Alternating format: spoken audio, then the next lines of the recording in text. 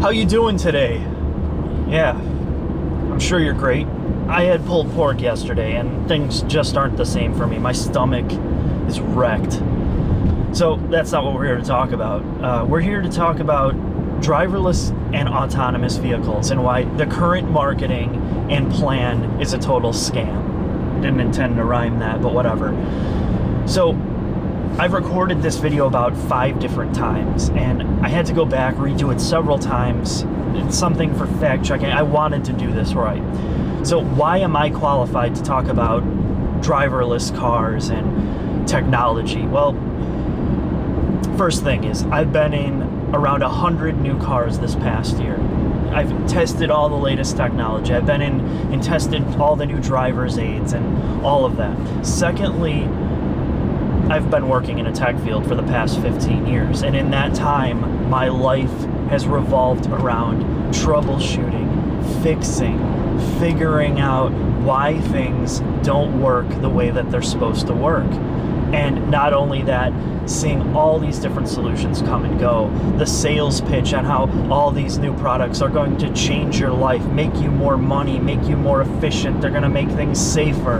And at the end of the day, so much of it is just absolute garbage. And the worst part is either gone and you have no support on it anymore. It was just a pet project for somebody and now you're stuck with the solution you spent a lot of money on. I've just seen it. I've dealt with it. I understand how this stuff works. It's about making money.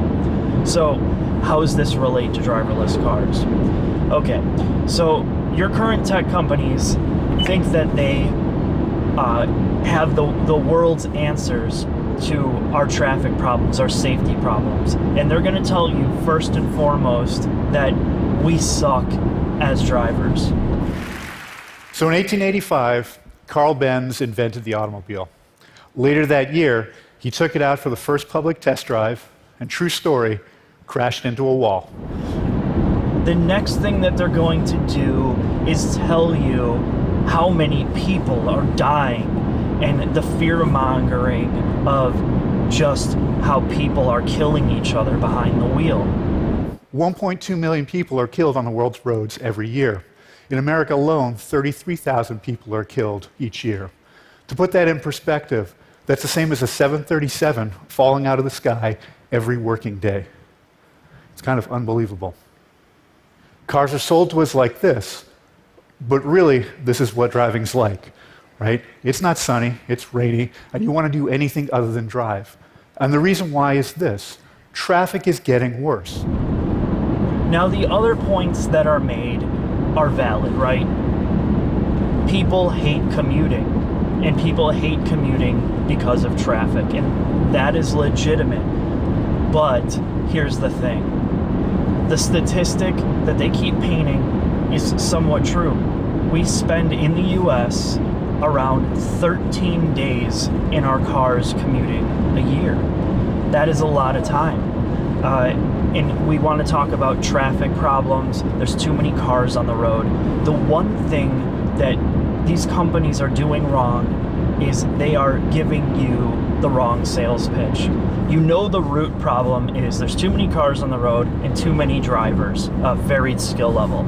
So you would think the solution would be to get bad drivers off the road, get people that are not competent behind the wheel just out of there, or create a new driver's education system, take the money, spend it, make your driving public better, have different licensing structures, have different insurance grade based on your skill level.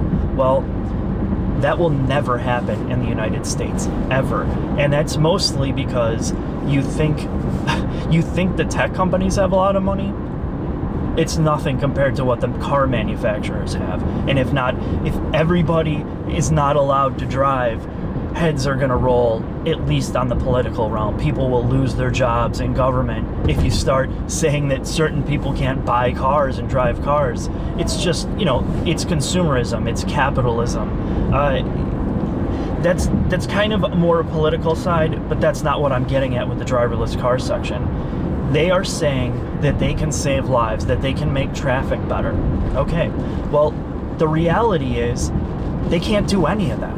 because their plan is to not only take all the problems that we have with having people operating vehicles, we can't get that right, we can't get that system sorted, we can't fix potholes, we can't get our roads built in a timely manner, and now you want to put driverless cars on the road with human drivers in the same traffic, in the same commuting, and driverless cars will not break any laws, they will never go a click over the speed limit, and you expect your commute to get better?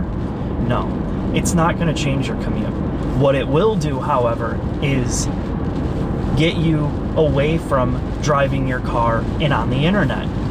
Your car will now be connected to the internet the entire time. You can get on your mobile device, your tablet. You can click on ads. You can watch videos. Your car can tell you where to go to eat and where to shop. That's 14 days out of the year for millions of Americans that can be spending money instead of driving. And that's the hidden fine print that these tech companies don't want you to know. They don't talk about that. Google and Apple are not spending hundreds of millions of dollars on this project to save the world. It's a revenue stream for them. So you won't hear them talk about, getting cars off the road, getting incompetent drivers off the road. No, they're going to tell you that driverless cars are going to save lives, of course. And that's how they're going to get the legislation passed to get these things on the road and not fix the real problems that we're facing every day with traffic and all of that. So back in 2013, we had the first test of a self-driving car where we kind of let regular people use it. Well, almost regular. There were 100 Googlers. Now, my favorite story is this gentleman who looks down at his phone and realizes that the battery's low.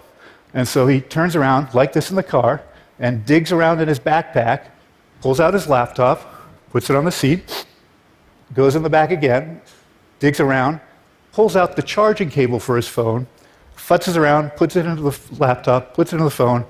Sure enough, phone is charging. All the time, he's been doing 65 miles per hour down the freeway, right? Unbelievable. So what makes a self-driving car work?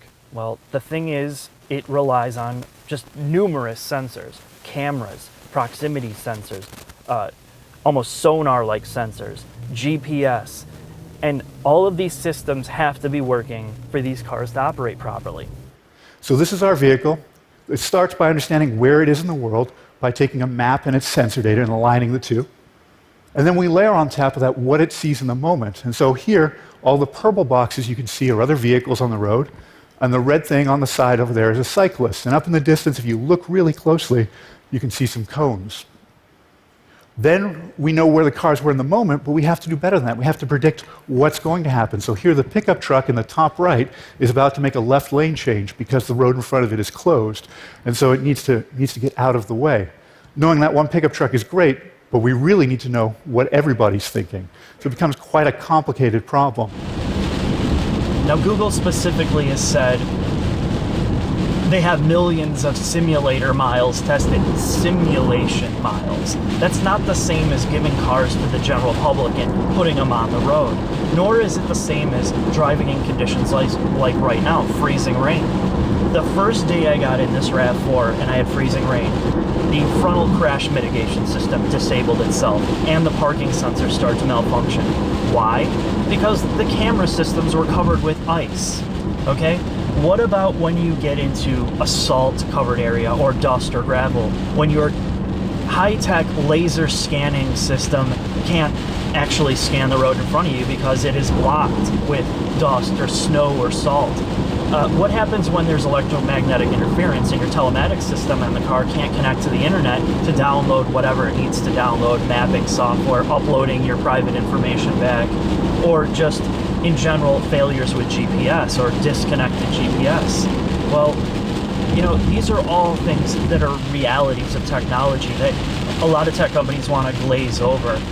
It's not solving our transportation problem. Now, if we had public highways that were dedicated to driverless cars, that would make a lot more sense, because you could get from point A to point B without traffic lights, without stop signs, without traffic control devices that are designed to control human traffic, okay? We don't get that. That's not even in the plan. And it's not in the plan because there's no money in that.